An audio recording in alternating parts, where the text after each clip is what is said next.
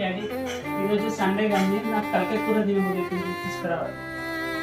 అదే మరి chicken mutton తలకాయ కూర. తలకాయ కూర.